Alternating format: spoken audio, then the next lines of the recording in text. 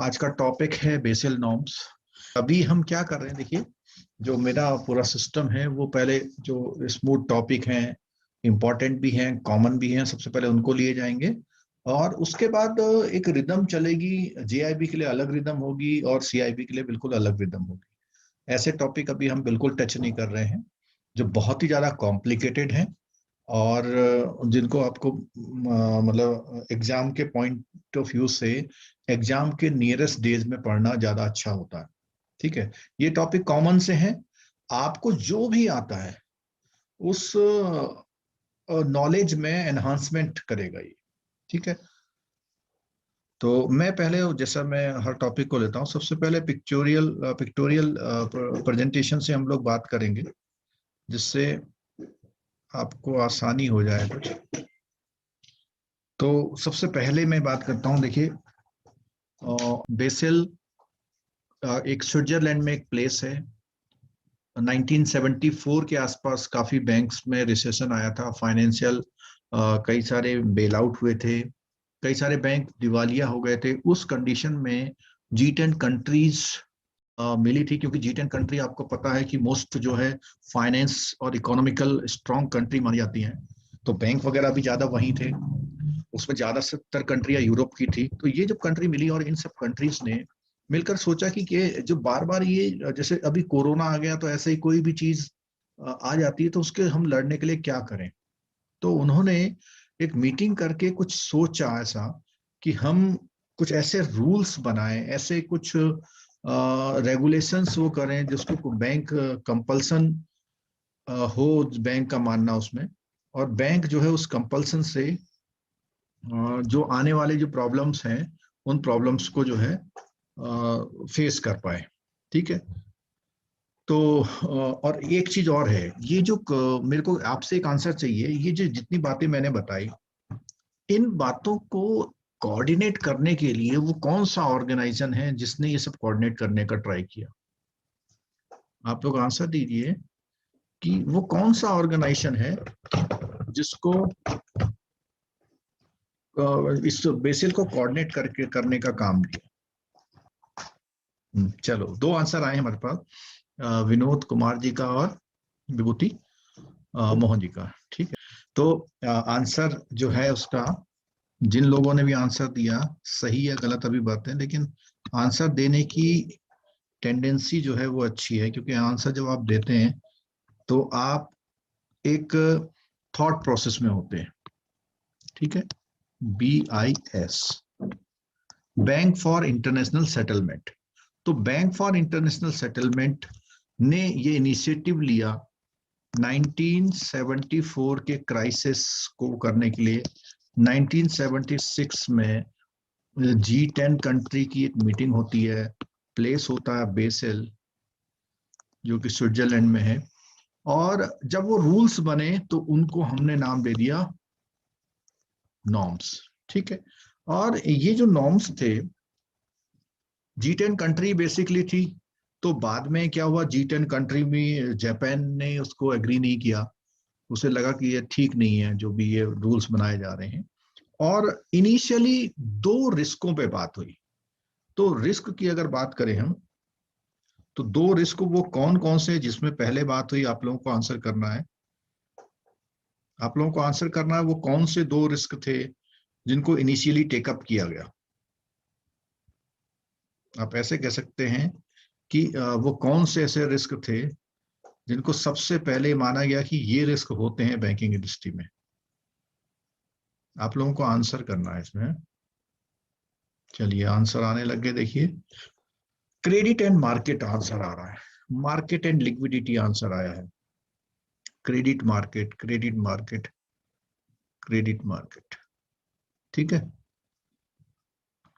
Capital and operational risk. Capital risk तो कुछ नहीं होता, क्रेडिट और ऑपरेशनल बोल सकते हैं। ठीक है, operational risk, credit and market. ठीक है, चलो आप लोगों ने आंसर दे दिए। तो दो रिस्क, पहले मैं एक वर्ड लिखता हूं यहाँ पे, CMO। तो सीएमओ आपको पता है कि चीफ मेडिकल ऑफिसर होता है, ठीक है। तो ये 3 टाइप के रिस्क है। तो उसमें जो है एक है क्रेडिट, एक है मार्केट और एक है ऑपरेशनल, ठीक है। 2 रिस्क जो है पहले लिए गए और एक रिस्क को बाद में इंक्लूड किया गया। तो ओवरऑल जो ब्रॉडली रिस्क कवर किए गए हैं इस बेसल में, वो 3 रिस्क कवर किए गए हैं, credit, market and operational risk, ठीक है। ये रिस्क होते हैं किसी भी फाइनेंशियल इंस्टीट्यूशन को रन करने में। क्यों? क्योंकि फाइनेंशियल जो इंस्टीट्यूशन होते हैं मोस्टली वो क्या करते हैं, जो भी फंडिंग उनके पास आती है उसको एज ए क्रेडिट कहीं इन्वेस्ट करते हैं या कहीं पे एज ए क्रेडिट डिस्ट्रीब्यूट करते हैं, ठीक है। और मार्केट रिस्क की जो बात है कि जो पूरा फाइनेंशियल मार्केट है, वो मार्केट में कहीं पे भी कुछ प्रॉब्लम होगा तो उससे आएगा। और थर्ड जो है बेसिक इसका है कि ऑपरेशनल रिस्क। ऑपरेशनल रिस्क में क्या होता है, जो आपका मैन है, आपका स्टाफ है, यानी आपकी जो सॉफ्टवेयर्स हैं, आपका प्रोसेस है, आपके वहाँ फ्रॉड हो सकते हैं, आपका जो एजेंट है उसकी सप्लाई है, ट्रांसपोर्टेशन है, ये सारी चीजें एक तरह से ऑपरेशनल रिस्क में, यानी उस बिजनेस को फंक्शन करने के लिए, ऑपरेशनलाइज करने के लिए जितने भी कंपोनेंट होते हैं, कोई भी कंपोनेंट अगर फॉल्ट में आता है तो उस रिस्क को उन्होंने ऑपरेशनल रिस्क बोला, ठीक है। इस रिस्क से कैसे लड़ा जाए? आप अगर बीमार होते हैं, अगर आप कोई जैसे कोरोना ही कई लोगों ने फेस किया, तो उसमें क्या हुआ, हम अगर बीमार हुए तो हमें एंटीबायोटिक और वो क्या क्रोसिन और वो जो मलेरिया की दवाई होती है SCQ, वो वगैरह खानी पड़ी। उससे क्या हुआ, हमारी वो बीमारी को कंट्रोल हुआ, ठीक है।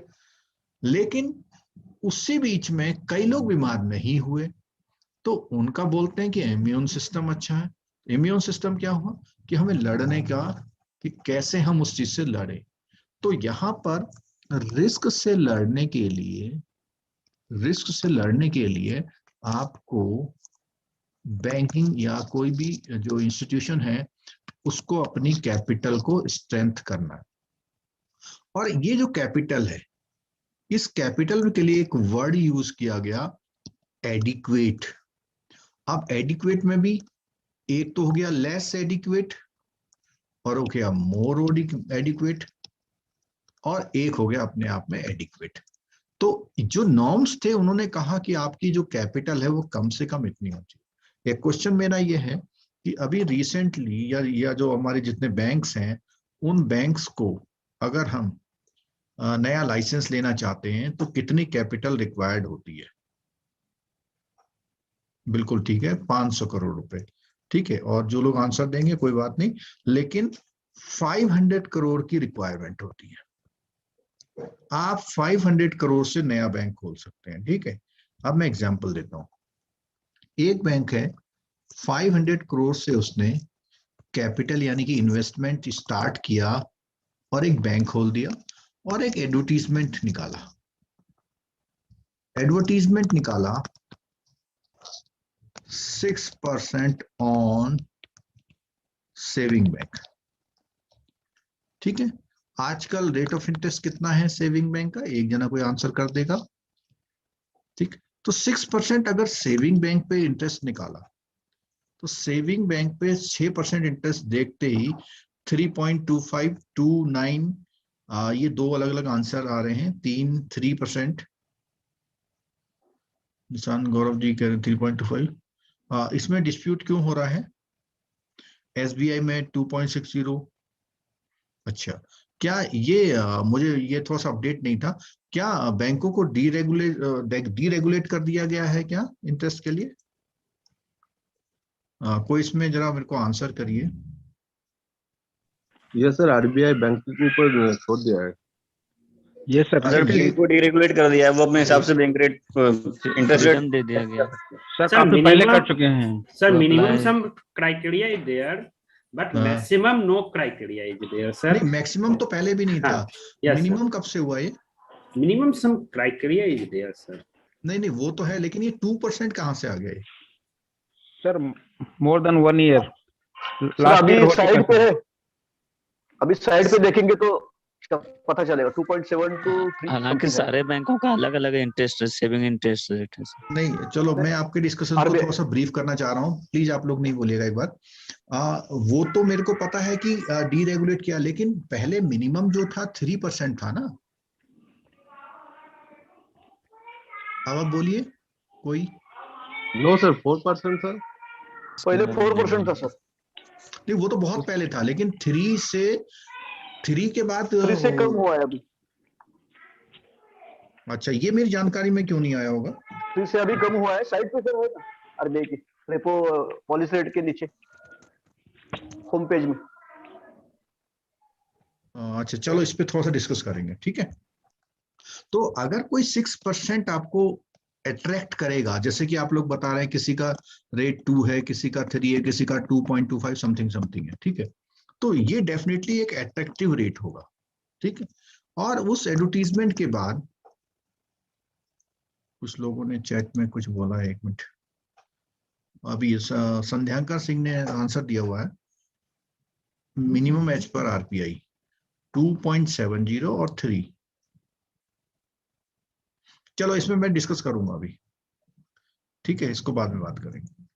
हाँ, तो मैं कहता अगर अट्रैक्टिव रेट ऑफ इंटरेस्ट, मेरी जो ये बेसिल की जो स्टोरी उसे सुनिएगा, बहुत अच्छा मतलब सीक्वेंस मिलेगा आपको पूरा, ठीक। यहाँ पर ये जो 6% अगर अट्रैक्ट कर लेगा रेट, तो बहुत सारा डिपॉजिट आएगा।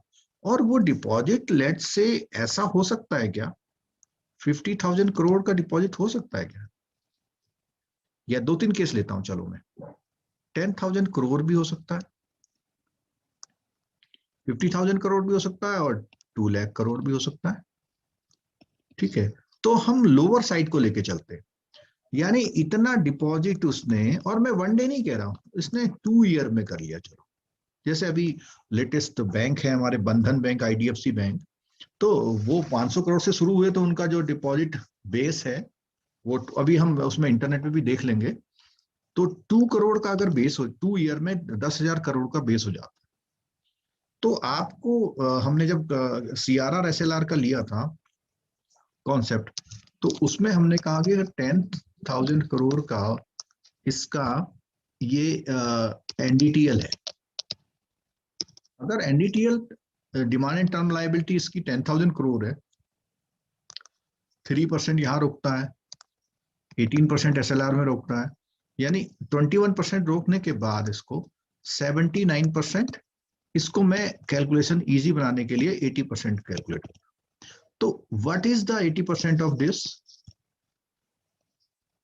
80% अगर हम 10,000 करोड़ का निकालते हैं तो कितना हो जाएगा? 800 करोड़, ठीक है, 8,000 करोड़ हो जाएगा, ठीक है। ये लोनेबल फंड है, उसके पास लोनेबल फंड है। ये जो लोनेबल फंड है, अब हमने उस दिन जब ये क्लास लिया था, लोनेबल फंड को वो पब्लिक को एज ए क्रेडिट दे सकता है, ठीक है। अब 8,000 है, तो मैं मोटा मोटा ये ले लेता हूं कि 7,000 कर दिया उसने, 7,000 के एडवांसेस कर दिए, यानी क्रेडिट कर दिया। अगर 7,000 के एडवांसेस कर दिए उसने, 7,000 करोड़ के एडवांसेस कर दिए, ये जो 7,000 करोड़ के एडवांसेस है, ये किसके अगेंस्ट में? एक सर्टेन परसेंटेज, एक X% लिख रहे हैं हम, आपका कैपिटल होना चाहिए, ठीक है।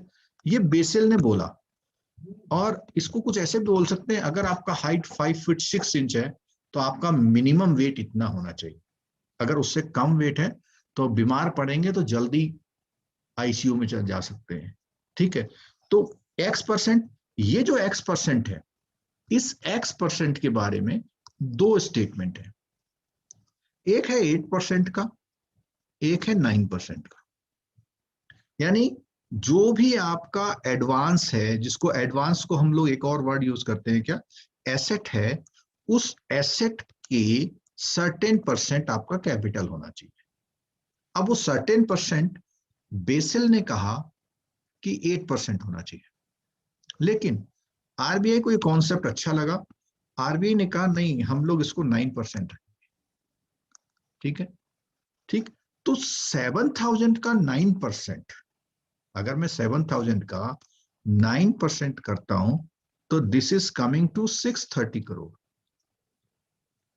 ठीक है, 630 करोड़ रिक्वायरमेंट है, और ये 630 करोड़ ये रिक्वायरमेंट है, कैपिटल रिक्वायरमेंट, और इसी को हम कैपिटल एडिक्वेसी बोल रहे हैं।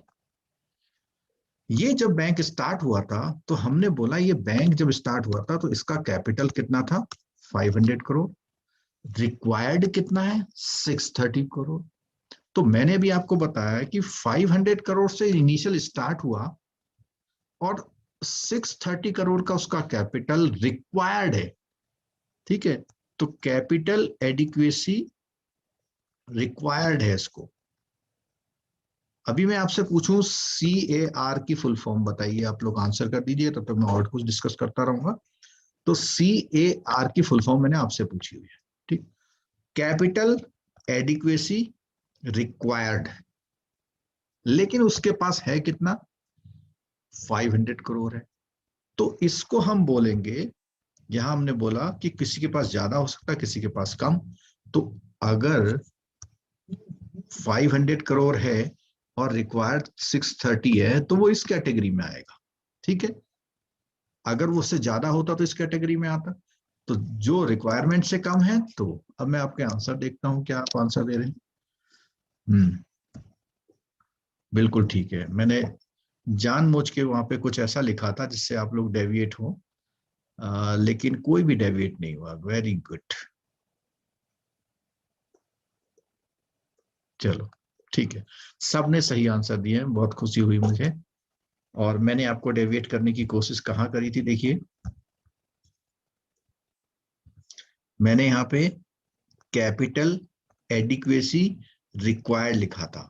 ठीक है, ये रिक्वायरमेंट है, और CAR की फुल फॉर्म है capital adequacy ratio. Capital adequacy ratio. ठीक है, अब मैं इसको क्लियर करता हूं, कैपिटल एडिक्वेसी रेशियो क्या होता है। देखिए यहां 500 का कैपिटल इसने, लेट्स से 2018 में ये बैंक खोला। ठीक है, 2018 में ये बैंक खुल रहा है। अब 2018 के एंड में लेट्स से इसे 10 करोड़ का प्रॉफिट होता है। ऐसे 2019 में इसको 50 करोड़ का प्रॉफिट होता है, और 2020 में, यानी आफ्टर 2 ईयर, थोड़ा पार्शियल ईयर था यहाँ पे, और इसे 50 करोड़ का और प्रॉफिट होता है। तो आप लोगों को पता है, जो JIB वाले हैं उन्होंने एक बैलेंस शीट पढ़ा होगा, कि ये जो प्रॉफिट होता है, ये ऑल प्रॉफिट कहाँ चले जाता है, कैपिटल में ऐड होता है। तो 50 करोड़ के बाद 10 करोड़, 50 करोड़, 50 करोड़, तो यहाँ पे जब हम इसका सम करते हैं तो ये आता है 610 करोड़। अभी भी देखिए ये एडिक्वेट नहीं है, तो 630 करोड़ रिक्वायर्ड था, अभी भी उसका 610 करोड़ हुआ, तो अभी भी लेस एडिक्वेट है। अगर कोई यहाँ पे प्रॉफिट इसका, लेट्स से ये 50 की जगह 80 होता, तो 80 होता तो यहाँ पे 30 और ऐड हो जाता। उस कंडीशन में इसका जो है ये कैपिटल है, ये कैपिटल कितना हो जाता करंट, 640, और रिक्वायर्ड था कितना, 630। तो इस कंडीशन में वो ये यहां से यहां आ जाता, यानी 640 है और 630 क्या है, रिक्वायर्ड है, इतना होना चाहिए था सर। तो यहां पर ये बैंक जो है क्या है, अलाउड है, यानी बेसल के नॉर्म्स को फॉलो कर रहा है। ठीक, और बेसल के कौन से, इंडियन नॉर्म्स को फॉलो कर रहा है। ठीक, अब कोई बैंक ऐसा भी हो सकता है कि जो फॉलो ना कर रहा हो, तो उसके पास ऑप्शन क्या आते हैं वो देख लेते हैं। तो मैंने आपको बताया कि दो एंगल है। अगर किसी बैंक का 10,000 करोड़ का डिपॉजिट है, जिसको हम लायबिलिटी बोल रहे हैं, 10,000 करोड़ का लायबिलिटी है, और ये 10,000 करोड़ का लायबिलिटी, एक तो आपका CRR और SLR, इसको हम ब्रॉडली 20% ले लेते हैं।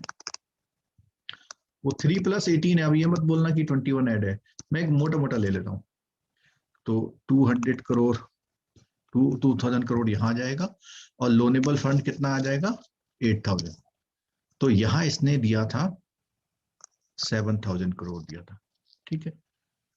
और सेकंड केस में हम ऐसा करते हैं कि सब कुछ सेम है, ये ऐसा ही है, ये ऐसा ही है, ये ऐसा ही है, और यहाँ पे हम कर देते हैं 7,800, और थर्ड पोजीशन में हम इसको 81 कर देते हैं, ठीक है। तो लोनेबल फंड 8,000 था करोड़, लेकिन उसने 8,100 करोड़ कर दिया, क्योंकि मैंने आपको ये उस दिन क्लास में बताया था कि पोजीशन रात को क्लियर होती है, ठीक है। रात को जब सारा कंपाइलेशन होता है तब स्टेटस पता लगता है, तो उसके लिए शॉर्ट टर्म उसको फंड रेज करने पड़ते हैं, ठीक है। तो शॉर्ट टर्म फंड रेज करेगा। आरबीआई के अकॉर्डिंग ये जो है, आरबीआई के अकॉर्डिंग ये बैंक ओके नहीं है, ये वाला, ठीक है। लेकिन बेसिल की बात कर रहे थे हम, तो अभी मैंने उसकी कैपिटल बताया 640 करोड़ रुपीस बताई, तो यहां पर उसका 9% 630 करोड़, ये आरबीआई के हिसाब से भी ओके है और बेसिल के हिसाब से भी। अब इसका 9% करते हैं हम लोग।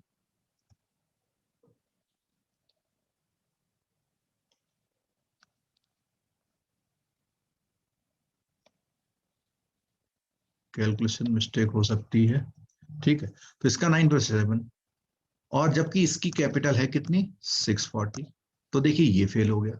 यानी कि दो एंगल देखने हैं, कि एक देखना है हमें आरबीआई और एक देखना है हमें बेसल, ठीक है। तो आरबीआई जो अपनी पॉलिसी निकालता है उसके अकॉर्डिंग तीनों बैंक, तीनों में से खासकर से ये दोनों बैंक चल रहे हैं। लेकिन जब हम बेसिल को चेक कर रहे हैं, बेसिल के नॉर्म्स को चेक कर रहे हैं एज पर आरबीआई, हाँ ठीक है, Basel norm as per RBI, ये है बेसिल आरबीआई के एसएलआर और सीआरआर वाले नॉर्म्स। तो उसमें ये बैंक दोनों में ओके है, आरबीआई के अकॉर्डिंग भी और बेसिल के अकॉर्डिंग। लेकिन ये बैंक जो है आरबीआई के अकॉर्डिंग ओके है, बेसिल के अकॉर्डिंग नहीं है। ये बैंक जो है आपका आरबीआई के अकॉर्डिंग ओके नहीं है, और इधर इसके अकॉर्डिंग भी ओके नहीं है। अगर इसकी कैपिटल 800 करोड़ होती और यहां पर हम इसका 9% निकालते, तो ये बेसिल के अकॉर्डिंग ओके हो जाता, लेकिन आरबीआई के अकॉर्डिंग तो हमें पहले किसको फॉलो करना है, आरबीआई को, उसके बाद हमारा आरबीआई वाला बेसिल आएगा। आरबीआई को फॉलो करना, आरबीआई के जो सीआरआर एसएलआर के रिजर्व रिक्वायरमेंट है, और बेसिल एक कैपिटल एडिक्वेसी रिक्वायरमेंट है, ठीक। तो हमारी सारी बात आ गई कि भैया कैपिटल होनी चाहिए, ठीक है। अब कैपिटल में कैटेगराइजेशन कर दिया गया, कैपिटल में क्या कर दिया गया, कैटेगराइजेशन और कैपिटल। क्यों कैपिटल को कैसे वो लोग समझेंगे कि ये कौन सी कैपिटल है। तो कैपिटल कैटेगराइजेशन के लिए मैं एक सिंपल सा एक लेमेन का एग्जांपल लेता हूँ कि लेट्स से जो भी हमारे यहाँ पे स्टूडेंट्स बैठे हुए हैं आप लोग, उनमें से किसी के पास सेविंग बैंक में कुछ है, टर्म डिपॉजिट में कुछ है, गोल्ड है कुछ है, आपका एनएससी है, आपका शेयर्स है, ठीक है। शेयर्स के अलावा आपके पास कार है, और एक प्लॉट है, एक हाउस है, एक एग्रीकल्चर लैंड है, और एक जो है बैरन लैंड। बैरन लैंड को बोलते हैं बंजर लैंड, यानी जो जहां पर कुछ एग्रीकल्चर नहीं कर सकते, ठीक है। यहाँ पे 1 लाख है, यहाँ पे 2 लाख है, यहाँ पे 5 लाख है, यहाँ पे 2 लाख है, 2 लाख है, कार है, 6 लाख का प्लॉट है, 20 लाख का हाउस है, 60 लाख का एग्रीकल्चर लैंड है 20 लाख की, और बैरन लैंड है 10 लाख की, ठीक है। तो अगर इन टोटल देखते हैं हम, तो यहाँ पर ये मेरा टोटल इतना आ रहा है, 10,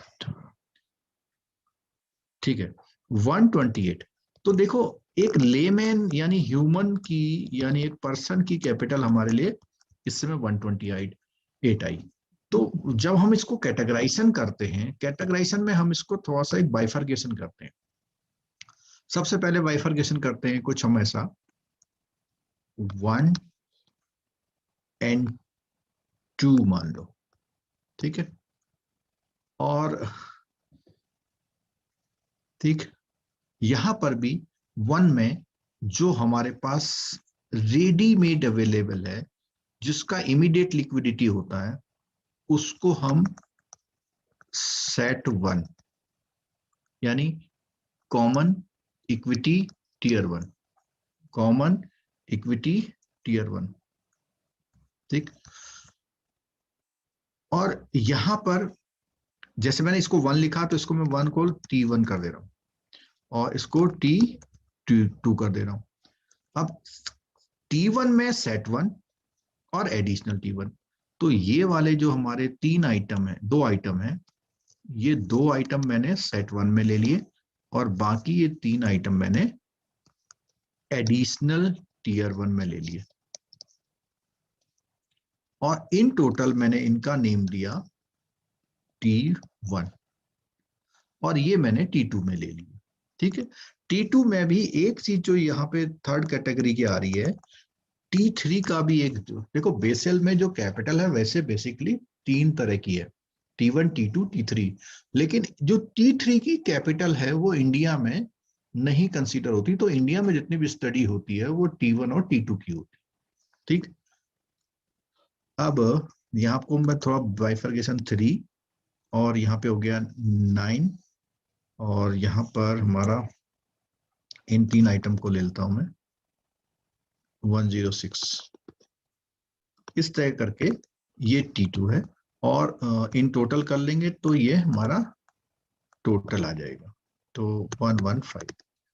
तो जैसे हमने एक लेमैन की कैपिटल को हमने बाइफरकेट किया, ऐसे ही किसी भी बैंक की या फाइनेंशियल इंस्टीट्यूशन की कैपिटल को हम बाइफरकेट करेंगे और उसका जो बाइफर्केशन है ये सब लोग अपनी अपनी कॉपी में जरा उसका परसेंटेज जो होता है, जो रूल्स हैं उसके अकॉर्डिंग लिख दीजिए। इस पे अभी हम डिस्कस करेंगे एज पर बेसेल और एज पर आरबीआई। आपको ये जो है ये ब्लैंक मैंने दिए हुए हैं और रेड कलर से मैं पॉइंट लिख रहा हूं थोड़ा सा जस्ट चेक करने के लिए। ये जितने मैंने डॉट लिखे हुए हैं आपको इतनी जगह फिगर लिखनी है, मैं आपसे पूछूंगा नहीं, आप अपना लिख लीजिए, अभी बात करेंगे उसमें। और जो जेआईबी वाले लोग हैं, जेआईबी वाले लोगों के लिए तो बिल्कुल सॉलिड क्वेश्चन निकल के आ रहे हैं, प्रमोशन के एग्जाम के सॉलिड क्वेश्चन है, ठीक है। डेफ तो आगे जाते जाएंगे हम इसमें। चलिए अब मैं बताता हूं, देखो सबसे पहला हमारा जो फिल इन द ब्लैंक है वो ये भरा जाता है, यानी टोटल आपके पास कैपिटल होनी कितनी चाहिए, 8% और यहाँ एज पर बेसल कितना है 9%। उसके बाद ये जो मिनिमम क्राइटेरिया है उनको मैं रेड से लिख रहा हूं, मिनिमम और मिनिमम, ठीक है। मिनिमम टोटल 8% होना चाहिए। अब यहां देखिएगा मिनिमम जो T1 का कैटेगरी है हमारा, T1 के कैटेगरी में 2 ग्रुप है जिसमें से केवल ये वाला ग्रुप मिनिमम का है, ठीक। तो ये है 4.5% और ये है 5.5%, ठीक। दूसरा क्राइटेरिया मिनिमम का है ये वाला, इधर है 7 और इधर है 6, ठीक। तो यहां पर ये जो फिल इन द ब्लैंक है ये कंपलसरी नहीं है, लेकिन आप इतना ले सकते हैं कंपलसरी नहीं है, ले सकते हैं। कितना? 1.5, और ये है मैक्सिमम। ऐसे ही 2%, ये है मैक्सिमम। तो ये मिनिमम मैक्सिमम का जो क्राइटेरिया है वो जरा समझ लीजिए। मिनिमम का मतलब है करना ही करना है, मैक्सिमम का मतलब उससे ज्यादा नहीं ले सकते आपके पास। जैसे अभी हम ये बात कर रहे थे, किसी ने कहा मेरे पास जो ये है, ये 4 चीजें हैं, ये 100 करोड़ की है, तो उसमें उसका परसेंटेज फिक्स है कि उससे ज्यादा ले नहीं सकते। जैसे मैं बताता हूं कि इसको एक बैंक मान लेते हैं, और ये मानते हैं कि इस बैंक के 500 करोड़ के एडवांसेस हैं। ठीक है, तो 500 का हमने बोला T2 मैक्सिमम 2% ले सकते हैं। तो 500 करोड़ का कितना आ गया? 2%, 10 करोड़ आया। और यहां ये कह रहे हैं हमारे पास 106 करोड़ है। तो 106 करोड़ के बाद भी आप केवल यहाँ पे 10 करोड़ लेंगे। आपके पास खूब सारी है, लेकिन आप ले नहीं पाएंगे। बेसेल के अकॉर्डिंग मैक्सिमम कितना ले पाएंगे आप उसे? 10 करोड़। ऐसे ही उसने बोला एडिशनल टीयर 1 9 करोड़ है मेरे पास, लेकिन आप कितना ले पाएंगे? ठीक है, तो एडिशनल टीयर 1 कितनी है? 1.5% ऑफ 500। ठीक है, तो 500 1.5% ऑफ 500 कितना हो जाएगा? 7.5। तो यहां पे 9 है, लेकिन ले कितना पाएंगे? 7.5 करोड़। ठीक, अब यहां पे बात आती है सेट 1 का। तो सेट 1 में मैक्सिमम सीलिंग तो है नहीं। ठीक है, जितना है उतना ले लेंगे। तो सेट 1 का तो पूरा पूरा 3% ले लेंगे, 3 करोड़ ले लेंगे। लेकिन एडिशनल टीयर 1 और टीयर 2 का इतना ले पाएंगे। तो अगर आप इसको ऐड करते हैं तो ये हमारा कितना आता है? 20.5 करोड़। अब देखिएगा जरा कि जो भी आपका पूरा ये आया है बनके, आप कह रहे थे कि आपकी कैपिटल कितनी है? 100 करोड़। हमने मान ली 100 करोड़, लेकिन जो बेसल के नॉर्म्स में परसेंटेज क्राइटेरिया है उसके अकॉर्डिंग ये ही मैक्सिमम और मिनिमम का क्राइटेरिया है। यानी बेसल कहेगा कि आपकी कैपिटल केवल 20.5 करोड़ है। और 20.5 करोड़ अगर आप देखते हैं 500 का कितने परसेंट है, तो कैसे निकलेगा ये? 500 का कितने परसेंट है? 20.5 इंटू 100 अपॉन 500, 5 हो जाएगा 4.1%। तो 4% के हिसाब से क्या ये बैंक एडिक्वेटली कैपिटलाइज्ड है या नहीं है? मैं अभी थोड़ा डिस्कशन करूंगा इसमें। नहीं है सर। नहीं है, बिल्कुल ना नहीं है। और नहीं में मैंने जो लॉजिक बताया उसमें किसी का कोई क्रॉस क्वेश्चन है? कोई कंफ्यूजन आपको लग रहा है मेरे समझाने में? Hello sir. हाँ बोलिए बोलिए। हेलो। हाँ आवाज आ रही, बोलिए सर। वो किसके हिसाब से कितना लेना है, किसके हिसाब से कितना लेना है, ये थोड़ा समझ में नहीं आया। नहीं आया, चलो बताता हूँ। चलो इधर देखिए जरा, ये चार्ट मैंने जब बताया था, मैंने कहा था जो मैंने ये रेड कलर से यहाँ लिखे हैं 3, ये मिनिमम है, और जो ब्लू कलर से लिखे हुए हैं ये है मैक्सिमम।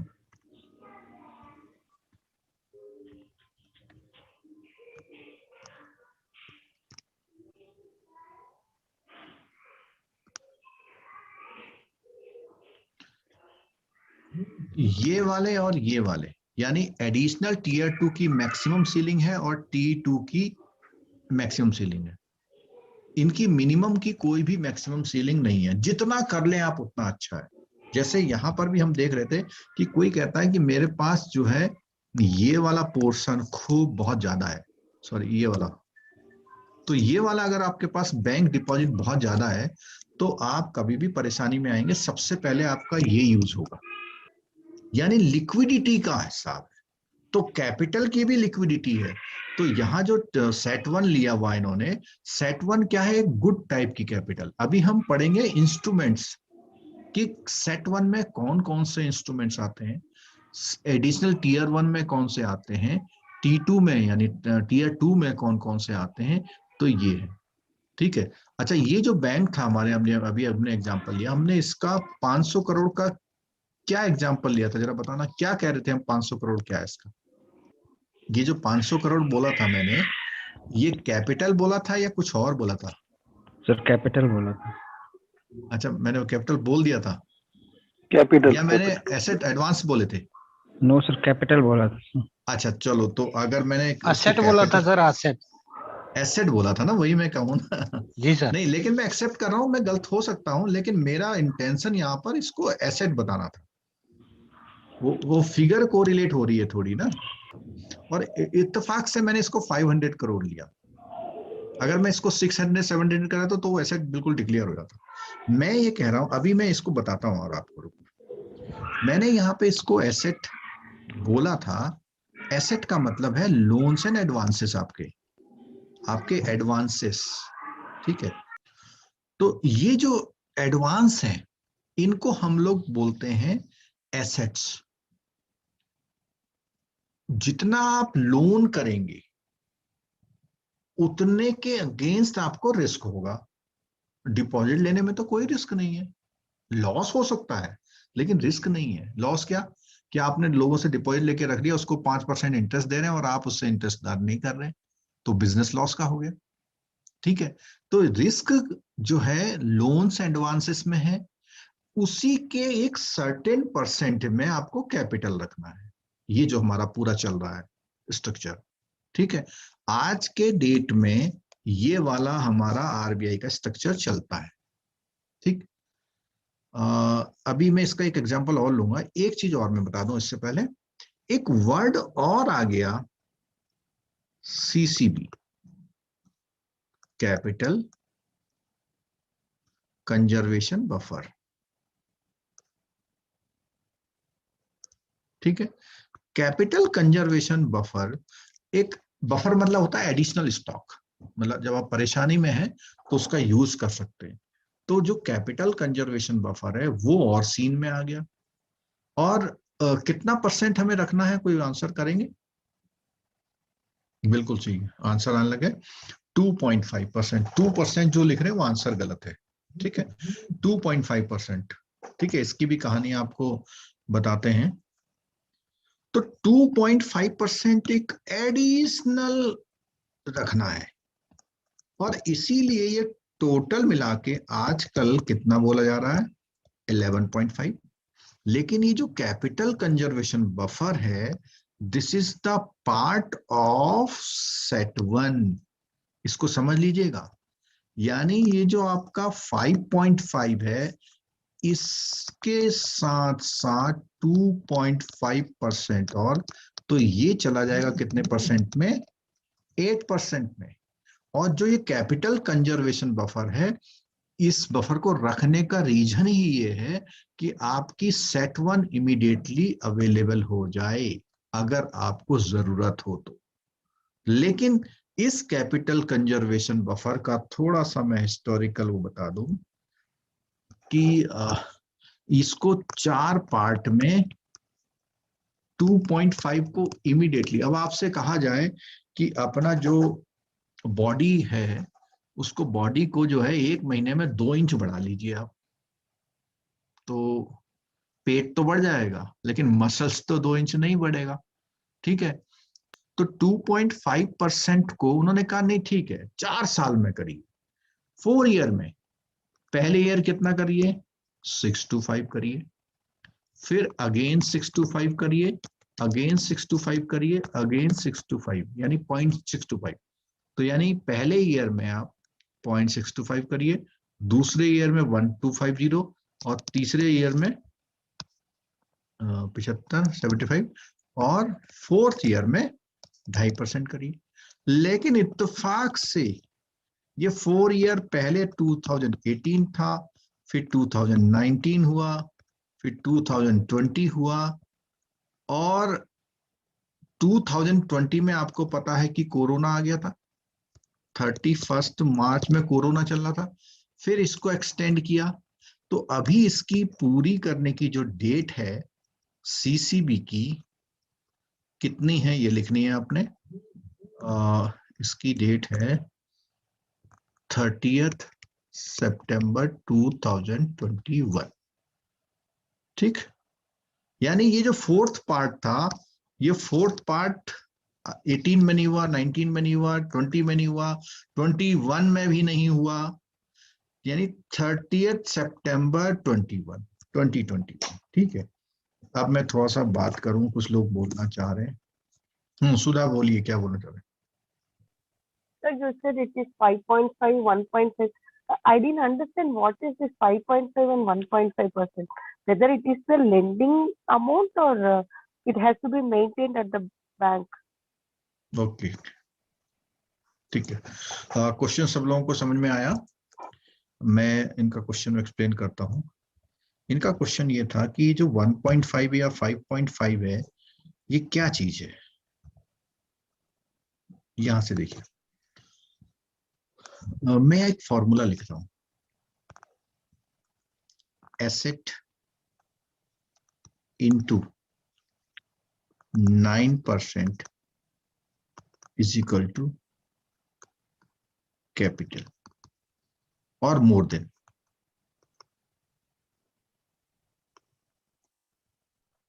इसको हम कैपिटल ऐसे करते हैं।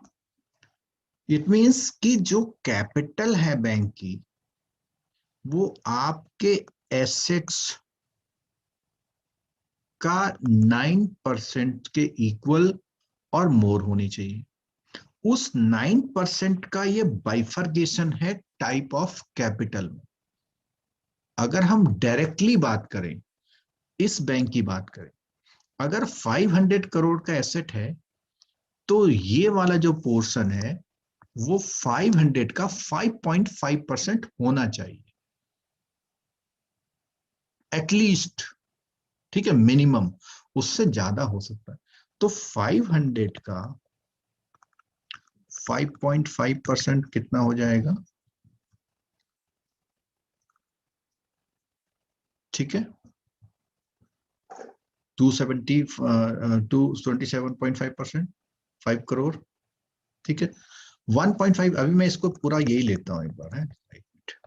5 का हो जाएगा 7.5 करोड़ और 500 का 2% ये हो जाएगा 10 करोड़। इनको मैं ऐड कर लेता हूं,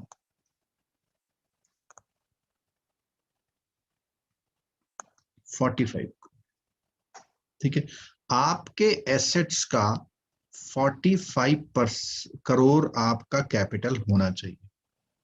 अगर आपके बैंक का capital after advancing of 5,000 crore, वो 500 करोड़, अगर 45 करोड़ से कम है, तो आपका कैपिटल एडिक्वेट नहीं है।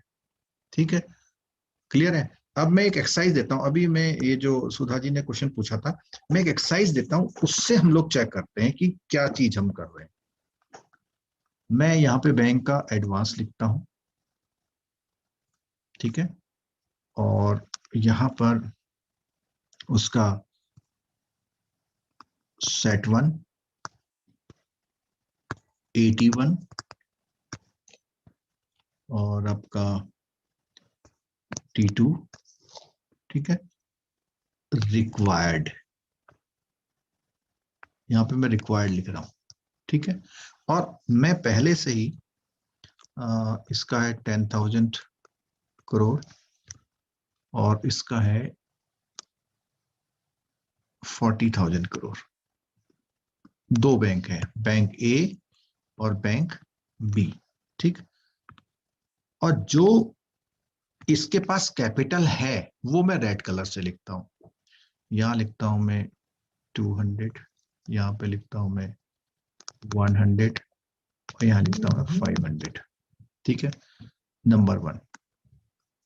ऐसा ही दूसरा, अब ये इसमें दूसरा बैंक आ गया, इसका मैं लिखता हूं 400, यहां लिखता हूं 10 यहाँ लिखता हूँ 800, इसके लिए भी लिखता हूँ मैं। नंबर 1 कैटेगरी का बैंक है, नंबर 2, नंबर 3। तो आपको जो है, या इसको मैं ऐसे करता हूँ 1 2 3, मैं इसका सीक्वेंस करता हूँ जिससे हमारा वो ना रहे, कंफ्यूजन ना रहे। यहाँ पे मैं इसको सीक्वेंस नंबर देता हूँ। 3 number bank, 4 number bank, 5 number bank. इसका मैं करता हूँ 100, यहाँ मैं करता हूँ 400, और यहाँ मैं करता हूँ 300। ठीक है, और यहाँ पे मैं 2000 करोड़, 1000 करोड़, यहाँ मैं 8000 करोड़। ठीक है, यहाँ पे 1000 करोड़, 2000। आपको चेक करना है कि कौन सा bank as per RBI Basel, यानी बेसल के जो इंडियन नॉर्म्स हैं उनके अकॉर्डिंग ओके वर्क कर रहा है।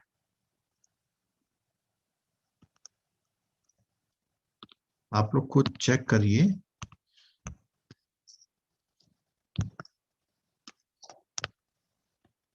पहले आपको रिक्वायरमेंट वाला कॉलम पूरा करना है, उसी के बाद हम कंपेयर कर पाएंगे। और रिक्वायरमेंट वाले में हमेशा मिनिमम वाले को पहले चेक करना। ठीक है,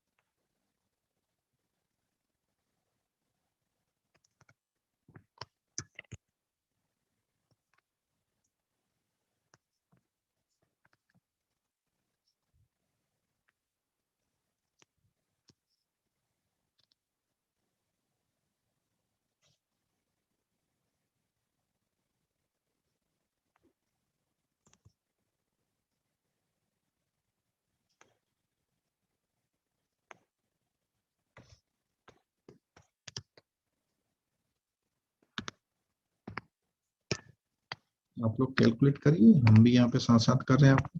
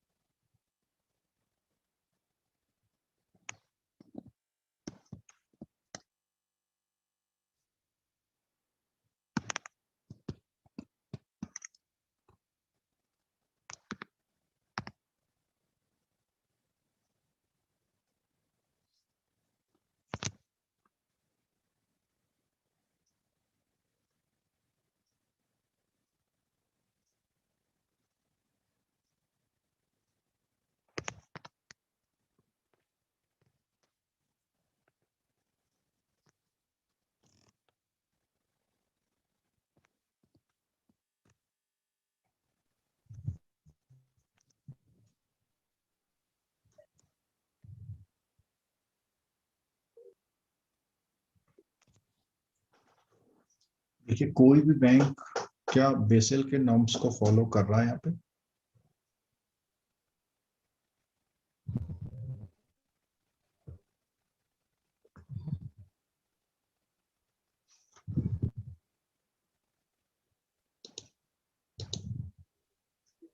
नहीं कर रहा, बिल्कुल ठीक है। क्योंकि आप लोग देख रहे हैं कि सेट 1 में सब फेल हो गए। अगर सेट 1 में कंप्लीट नहीं कर रहे हैं तो टीयर 2 से नहीं आप वो कर सकते। मैं इसका एग्जांपल और दे रहा हूं। देखिए, यहाँ पे इसका सम देखिए कितना है, 800 है, और यहां इसका सम कितना है, 1210, जबकि ये इससे ज्यादा है। तो हमें 9% मिनिमम चाहिए, लेकिन उससे पहले हमको सेट 1 का भी जो टोटल है और जो हमारा T1 का टोटल वो कंप्लीट होना चाहिए। तो ओवरऑल तो कर रहा है, ओवरऑल ओके है, लेकिन इंडिविजुअली यहां पर ये ओके नहीं है। ऐसे ही अगर हम इस लास्ट बैंक का या इनका सबका ले लें, तो इसको लेते हैं हम, तो 11,000 है, चाहिए कितना, 3600 चाहिए। तो ओवरऑल तो ओके है, लेकिन ये इंडिविजुअली ओके नहीं है। ऐसे यहाँ पे अब मैं एक एग्जांपल यहाँ पर ऐसा लिख रहा हूँ, 6 नंबर बैंक लिखता हूँ। 6 नंबर बैंक को मैं लिखता हूँ यहाँ पे 2300 का ये है उसके पास, और 700 का ये है, और आपका 400 का ये है। ठीक है, इसको थोड़ा सा बढ़ा देता हूं मैं, इसको 800 कर देता हूं, इसको 600। जरा ये चेक करके बताइए कि ये जो बैंक है हमारा 6 नंबर, क्या ये फॉलो कर रहा है? हाँ ये कर रहा है सर। पक्का? हाँ सर। चलिए देखते हैं। देखो, पहला पोजीशन है उसका 2200 रिक्वायर था, है उसके पास 2300। आप कंप्लीट ले लोगे, क्योंकि ये मैक्सिमम ले सकते हैं आप। इधर उसके पास 800 है, लेकिन एलिजिबिलिटी उसकी 600 की है, तो आप केवल 600 ले पाओगे इसमें। ठीक है, अब हम इसको ऐड कर रहे हैं, तो 00929। ऐसे ही यहां पर ये 600 रिक्वायर था, उसके पास कितना है 800, तो आप कितना ले पाओगे 600। देखिए कितना हुआ है, बोलिए फॉलो कर रहा है?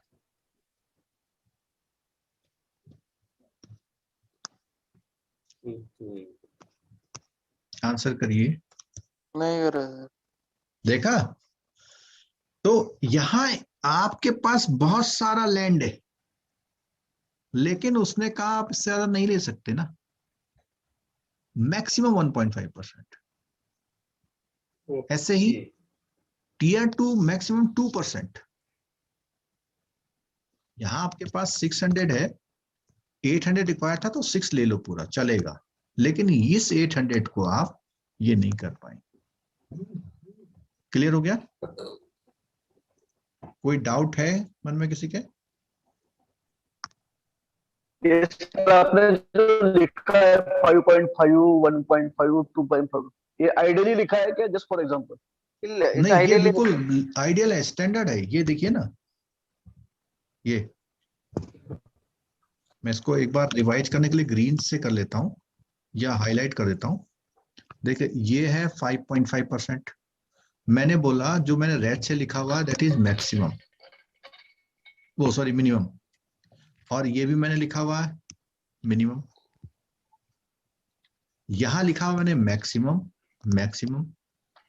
अगर आपको ये 7% करना है, तो आप इसको इंक्रीज करिए जो कर सकते हैं। चलिए एक छोटा सा एग्जांपल और लेते हैं, तो और क्लियर हो जाएगा आपको। 7 नंबर में क्वेश्चन वो करता हूं, एक बैंक और लेता हूं, 7 नंबर में बैंक लेता हूं, और यहां मैं एग्जांपल देता हूं 3,200 और 900। इसका टोटल आता है, कर रहा है 4000। 4000 नहीं आता, इसका 41 आता है। 44,100। तो अगर आप चेक करना चाहते हैं तो आप मिनिमम वाला चेक करिए, ये वाला कर रहा है, ठीक है। अब मैक्सिमम वाला करिए, तो यहां पर 2000, लेकिन इसको आप कितना ले पाएंगे 800, तो कितना आ रहा है 4000 आ रहा है, और रिक्वायरमेंट 36, ये बिल्कुल कर रहा है। टीयर 1, एडिशनल टीयर 1 और टीयर 2, अगर ये 0 भी है तो भी चलेगा। आपका जो ये वाला रिक्वायरमेंट है ना पूरा सेट 1, सबसे पहले सेट 1, तो जब भी आप इसे लर्न करेंगे तो आपको मैं एक बार और साफ साफ लिख दे रहा हूं कि कोई कंफ्यूजन ना है। जेआईबी वाले जितने मैंने वर्ड्स अब तक बोल दिए हैं ना, बहुत बार तो परसेंटेज का क्वेश्चन आता है, सीआईबी वालों के लिए न्यूमेरिकल है, बहुत अच्छी तरह समझना बेसिल को। देखो पहला है 5.5, जिसमें मैंने एडिशन कर दिया 2.5 का, किस चीज का, सीसीबी, ठीक है। 7%। सेकेंड है 1.5, इसको मिलाकर होता है 7, ठीक है। आप ये 7 पूरा ऐसे भी कर सकते हैं, मैं इसका ऐसे भी कर सकते, ठीक है, लेकिन ऐसा नहीं कर सकते। यानी कि इसको मैं यहाँ पे लिखता हूं 5 और 2 करके 7 नहीं कर सकते, ये नहीं चलेगा, ठीक। अच्छा, अब इसके बाद 2 आप यहाँ पे लाके 9 कर सकते हैं, और प्लस ये 2.5 मिला के यानी 11.5 रहेगा, ठीक है। और एक और डाउट आज का दूर कर देता हूं, एक वर्ड और चलता है, triple CB, counter cyclical buffer. Counter cyclic capital buffer, ठीक है, वो भी 2.5% आ रहा है। तो अभी सीसीबी ही इंप्लीमेंट नहीं हो पाया, जब सीसीबी इंप्लीमेंट हो जाएगा तभी इसका रोल आ पाएगा। तो ये भी अभी ऐसे ही पेंडिंग में चल रहा है, यानी आपका कैपिटल को और अच्छा करने का बात चल रहा है, ठीक है। तो जो आपका प्रॉफिट होता है, उस प्रॉफिट में से कितना आप यूज कर सकते हैं, उसके लिए ये अलग कॉन्सेप्ट आया है ट्रिपल सीबी का।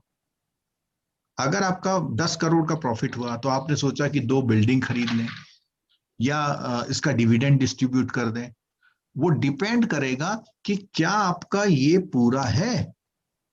अगर आपका ये वाला पूरा है तभी आप अपने प्रॉफिट को 100% यूज कर पाएंगे। अगर आपका ये सपोज कीजिए 9% है, नहीं 9 प्लस 1.5 ये 10.5% है, यानी लेस है। अगर लेस है तो आपका 10 करोड़ का प्रॉफिट पूरा यूज नहीं हो सकता।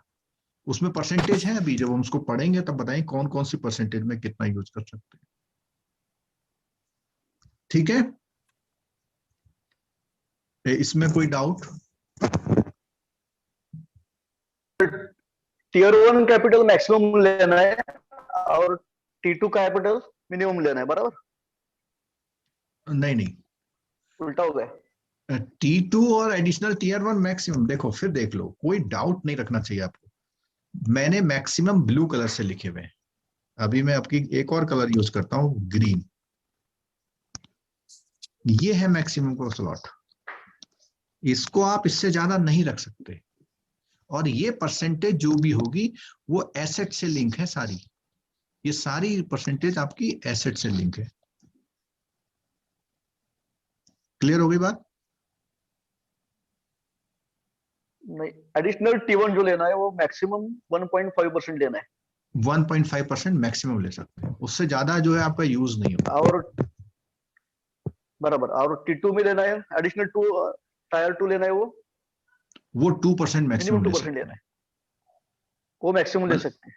अरे मैं सिंपल आपको बहुत अच्छा सा एग्जांपल देता हूँ। आपके रूरल एरियाज में आप देखोगे, कोई बहुत ही गरीब आदमी है, झोपड़ी में रहता है और मजदूरी करके 100, 200, 500 रुपए कमा लेता है, लेकिन उसके पास 3 बीघा जमीन है या हाफ ऑफ द एकड़ जमीन है। आपको मालूम होना चाहिए कि हाफ ऑफ द एकड़ कहीं पर भी जमीन है तो 5 लाख रुपीज 10 लाख रुपीज की तो होगी, लेकिन फिर भी उसकी पोजीशन देखिए, वो गरीब है। क्यों? क्योंकि उसकी जब तक उसको लिक्विड में कन्वर्ट नहीं करेगा, अगर उसको सेल कर देता है तो बढ़िया से जो है 5-7 साल बढ़िया से खाना वाना बढ़िया खा सकता है। तो ऐसे एसेट्स जो, अगर उसका बैंक बैलेंस होता 2 लाख रुपए तो आप बोलते बहुत बढ़िया है, लेकिन उसके पास ऐसा एसेट है जिसको लिक्विडेट करने में टाइम लग सकता है। तो ऐसे ही कोई भी कंपनी के जो अपने कैपिटल होते हैं, उसमें कैपिटल का कैटेगराइजेशन किया हुआ कि कौन सी कैपिटल सबसे जल्दी यूज कर सकता है। तो कौन सी कैपिटल सबसे जल्दी यूज करने वाली कैपिटल उसकी अपनी शेयर पेड अप कैपिटल है, जो लोगों ने उसको शेयर का पैसा दे दिया। ठीक है, चलिए और आगे बढ़ते हैं। तो कैपिटल के इंस्ट्रूमेंट होते हैं, कौन सी कैपिटल में कौन सा इंस्ट्रूमेंट लेंगे इसको हम थ्योरेटिकल पार्ट से पढ़ेंगे, थोड़ा लॉजिकली मैं समझा दूंगा कि कहां पे क्या चीज है। ठीक, अब थोड़ा सा मैं एसेट को क्लासिफाई करूं कि एसेट क्या है। ये देखिएगा ध्यान से, आपके पास आपका बैंक में हो सकता है कुछ डिमांड लोन दिया गया हो, डिमांड लोन हो जो एफडी के अगेंस्ट दिया गया हो। ठीक है, टर्म लोन दिया हो, टर्म लोन में टर्म लोन कार के लिए दिया हो, टर्म लोन में हाउस लोन के लिए दिया हो। ठीक है, टर्म लोन में सॉरी सीसी का लोन दिया हो, ऐसे ही गोल्ड का लोन दिया हो, ऐसे कार्ड क्रेडिट कार्ड भी लोन में दिया हो, ऐसी पर्सनल लोन भी दिया हो। ये एक बैंक का बैलेंस शीट है जिसको मैं बोल रहा हूँ एसेट साइड में, यानी लोन्स को हम एसेट साइड लेते हैं ना, और इसका मैं न्यूमेरिकल वैल्यू देता है। 100 लाख का, सब लाख में लिख रहा हूँ, 500 लाख का है, हाउसिंग लोन 2000 लाख का है, सीसी लिमिट 100 लाख की है, गोल्ड 50 लाख का है, क्रेडिट कार्ड 500 लाख का है, और पर्सनल लोन जो है 400 लाख का है। मैं ये बोला था कि ये मैंने कैटेगराइजेशन किया। अब एक रिस्क एस्पेक्ट इसमें ऐड करते हैं हम लोग, रिस्क वेट। इसको हमने नेक्स्ट नेम बोला रिस्क वेट। तो यहां पर रिस्क वेट की बात है, तो मैं कॉमनली लिख रहा हूं, बाकी तो हम थ्योरी में आगे और पढ़ते जाएंगे। एफडी में 0% रिस्क वेट है, मींस कि जो भी आपने लैंड किया हुआ अगेंस्ट सिक्योरिटी किया हुआ। टर्म लोन कार का 100% है, हाउसिंग लोन में अलग अलग परसेंट है, बाद में बात करेंगे। सीसी में 100% है, इसको चार्जिंग बना दो, और गोल्ड में 50% है, क्रेडिट कार्ड में 150% है, पर्सनल लोन में 125% है। तो ये जो एसेट्स हैं, लोन्स हैं, after applying the risk wait the conversion is of, इसका कितना हो जाएगा 0, इसका हो जाएगा 500, इसका हो जाएगा 1000, और इसका होगा 100, 25, 750, और इसका हो जाएगा 500। आप ये देखिए, यहां ब्रॉडली समझने की कोशिश कीजिएगा। इसको ऐड करते हैं हम लोग, कितना होता है,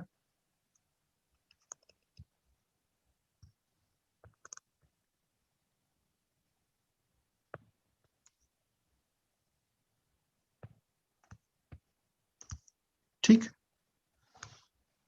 तो जो हमें कैपिटल रिक्वायरमेंट है, अब वो कैपिटल रिक्वायरमेंट का फॉर्मूला मैंने चेंज कर दिया, RWA into 9% is equal to, तो पहले हमारा जो एसेट था वो 3650 था, लेकिन for the purpose of Basel calculation we will take this. ठीक है, तो इसका जो हम परसेंटेज निकालेंगे 2875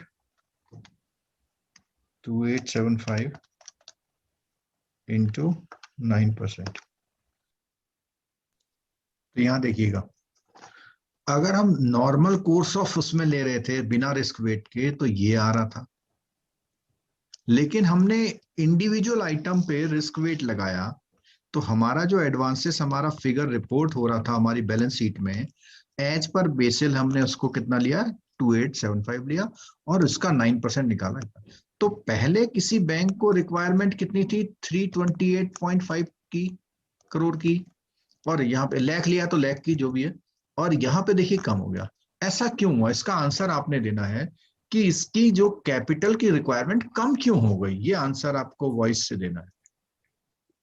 हाँ, तो ये कई लोगों ने आंसर किया। देखो डिफरेंट एसेट्स हैं हमारे, ये डिफरेंट एसेट है, और डिफरेंट एसेट में जो है रिस्क वेट भी डिफरेंट है। तो अगर आप ज्यादा रिस्की वेट एसेट को फाइनेंस करेंगे तो उस कंडीशन में आपका जो कैपिटल का रिक्वायरमेंट है बढ़ जाएगा।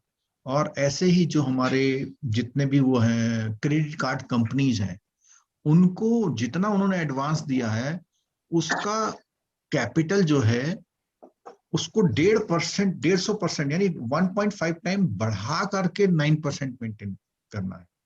अच्छा, मेरे एक क्वेश्चन और पूछूंगा, ये जो मैं 9% बोल रहा हूं, पता है ये मैं बैंक सिनेरियो में ले रहा हूं। कोई बता सकता है कि एनबीएफसी के लिए कितना रिक्वायरमेंट होगा? अगर कोई एनबीएफसी है तो एनबीएफसी के लिए कितना रिक्वायरमेंट होगा?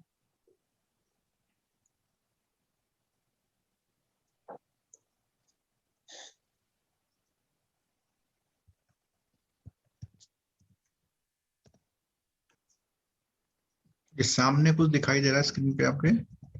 Yes, sir. 15%.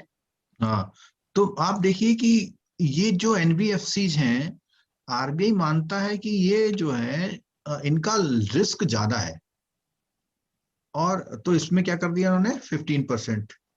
और वहां पर भी टीयर 1 कैपिटल कितना रिक्वायरमेंट है देखो, मतलब टीयर 10% टीयर 1 होना ही चाहिए। अगर 10% टीयर 1 है तो बाकी आप टीयर 2 ला सकते हैं, ठीक है।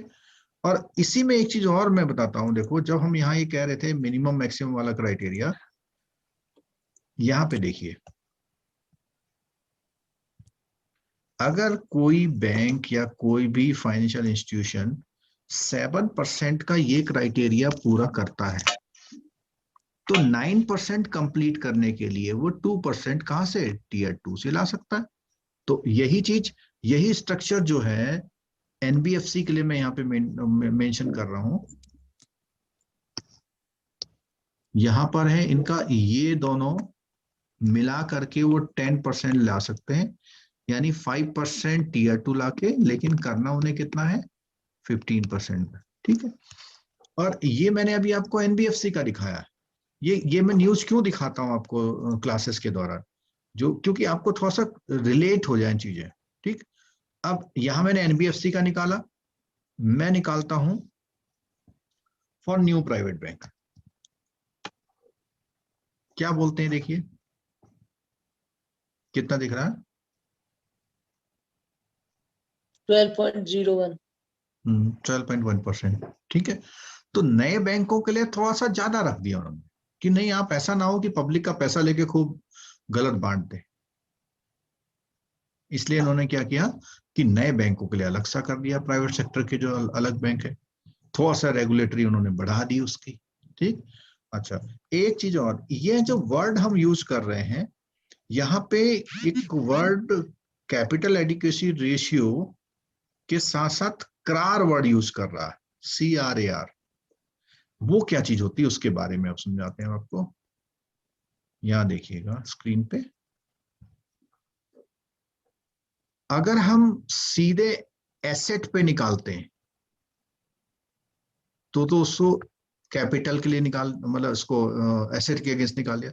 लेकिन जब हम RWA से निकालते हैं तो RWA से निकालते ही उसका नाम, जो कैपिटल एडिक्वेसी का नाम है, वो क्रार हो जाता है। अब क्रार का मतलब क्या, कैपिटल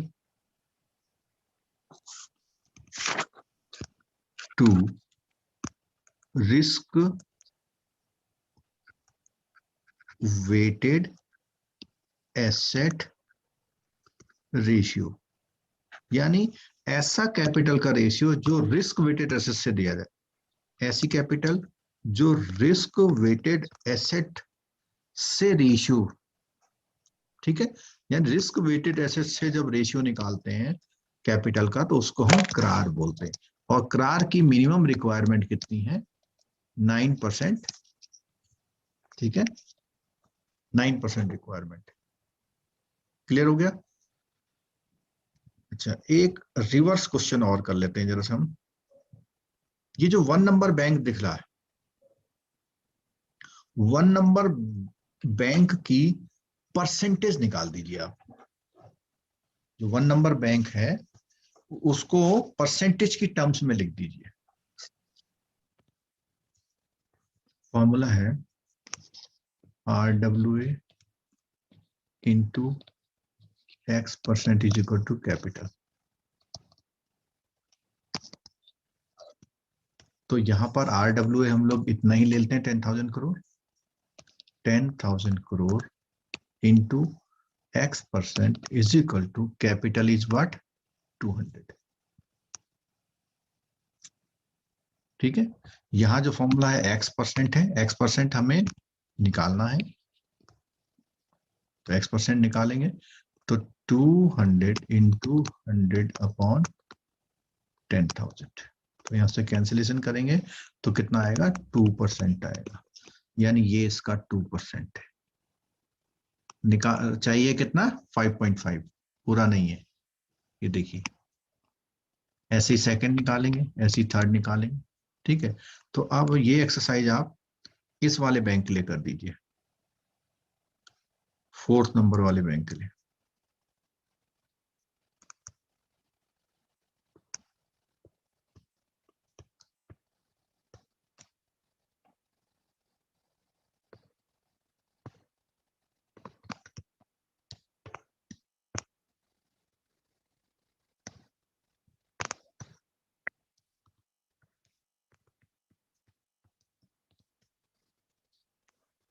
फाइव % आ जाएंगे।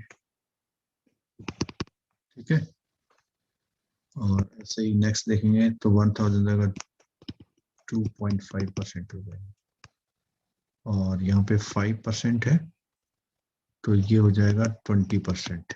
अब यहाँ देखिए ये ज्यादा है, लेकिन आप ले नहीं पाएंगे इसको, क्योंकि उसकी मैक्सिमम की लिमिट है। ये जो 2.5 है और ये 20 ले नहीं पाएंगे आप। ये जो 100 है, वो 1000 है, इस 1000 में आप इस 40,000 करोड़ का 1.5%, तो कितना होता है? 600 ले पाएंगे बस आप। यानी 2000 तो ये पूरा ले लेंगे आप, यहाँ पे आप 600 ले पाएंगे, और यहाँ पे आप 800 ले पाएंगे, चाहे आपके पास कितना ही है। तो 0 0 यानी 2400 कैपिटल ले पाएंगे। 2400 इंटू 100 अपॉन 40,000। ठीक है, 40 कैंसिल हो गए, यानी इसका पूरा देखिए ओवरऑल निकल के आया 6%। तो ये एडिक्वेटली नहीं। ठीक है, कुछ लोगों ने चैट में आंसर किए हैं, उसे देख लेते हैं जरा एक बार। अंकुर जी 3400 कहाँ से आ रहा होगा? हाँ सही सही सही, ठीक ठीक, मैंने गलती, सॉरी सॉरी सॉरी। 8.5%, और वो 0.5 भी यहाँ का ही कम हो रहा है, देखो। चले, तो आज बेसिल को तो हम यहीं तक करेंगे। ठीक है, थैंक यू।